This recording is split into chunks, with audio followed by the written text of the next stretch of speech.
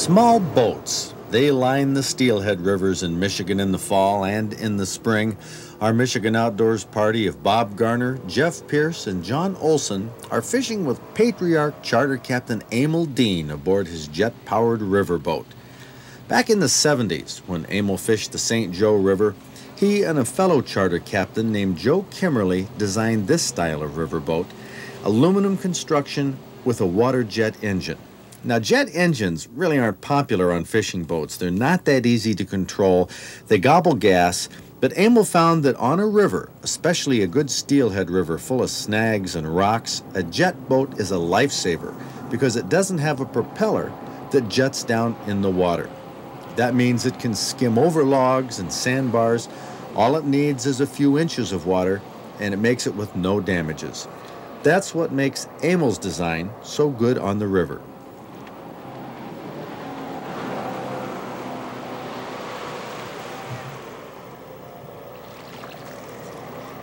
The Manistee River is where Emil spends his winters fishing nearly every day. From the fall right through to the spring, when the salmon start hitting in the Great Lakes, Emil catches steelhead trout from this river.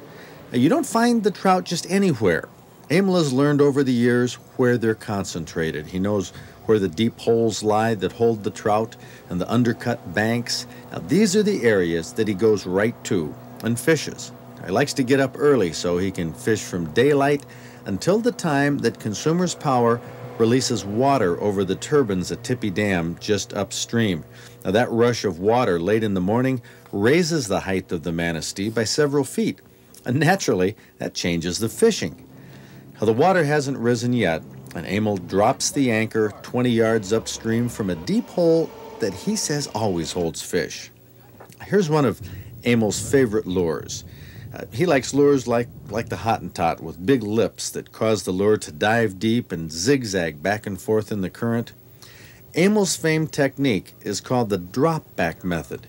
Now, you don't cast to the steelhead and you don't troll. You anchor above their holes, use Dacron line that doesn't stretch, drop the lure back in the current, a foot at a time. Hold it for 10 or 15 seconds and drop it back another foot or two. When you're through the hole, reel the lure back in and start over. Instead of scaring the fish, this small boat seemed to trigger a strike. Oh, it's a little one. With a steelhead on, the other anglers pull in their lines so the fish won't get tangled. You know, just when it looks like a steelhead is coming easily to the net, you find that it has other ideas. This is why Emil has everyone pull their lines when the fish is on. In the river, in the current, the fish dodge back and forth like a kite in the wind, and you frequently see it flash in the current. As it gets closer to the net, a lot of times it breaks the surface, and you can see how big and powerful a steelhead trout can be.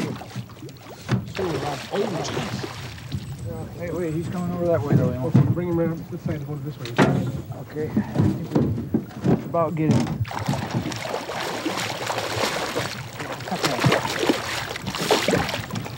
Oh, I hate it when they do that. Pull him right towards me if you can now.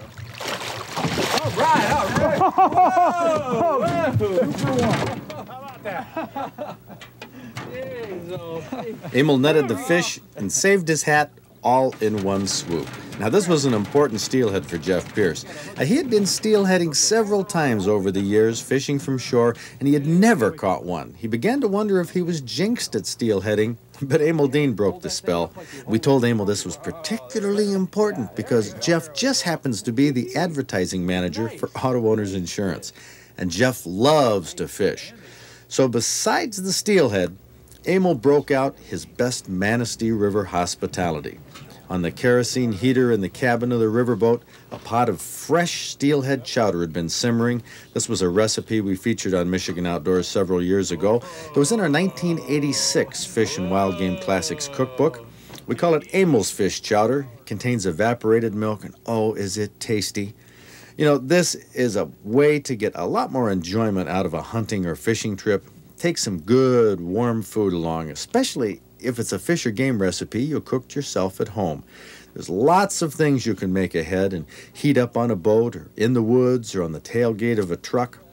Nothing against taking a midday break and driving to a local restaurant. Now, that can be fun when you're up north, but as long as you can stay warm outdoors, consider making a project out of lunch. I tell you, food never tastes better than when you're outdoors. You can leave the rods in the holders with the line out.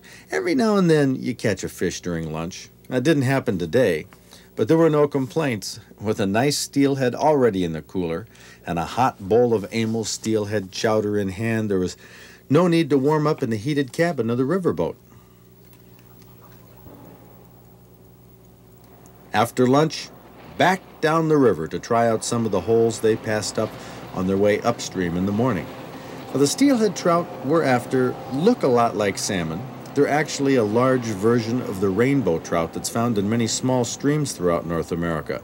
Now, the steelhead strain migrates to open water, the Great Lakes, where they eat like salmon, they grow large, sometimes over 20 pounds, then they go back to the rivers each year to spawn. This is when the anglers like to go after them, because in the rivers they really fight. Oftentimes you'll see them leap completely out of the water, and every now and then you'll get one that does that several times. That's a thrill. But no matter how they battle, you can count on a knockdown drag-out that'll really keep you busy.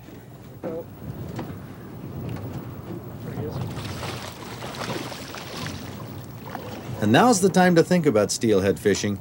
March and April are the months when the biggest runs come in to spawn, and all the major rivers that feed into the Great Lakes attract steelhead trout at this time of year, and steelhead fishermen.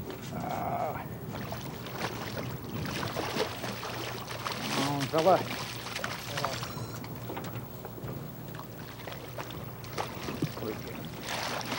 All right. All right. That's how it's done. You can fish the drop-back method from a small boat with an outboard motor. You just need a good anchor, a few deep-running lures, a whole pot of Emil's fish chowder, and some of Emil Dean's luck for a great day of steelheading in Michigan outdoors.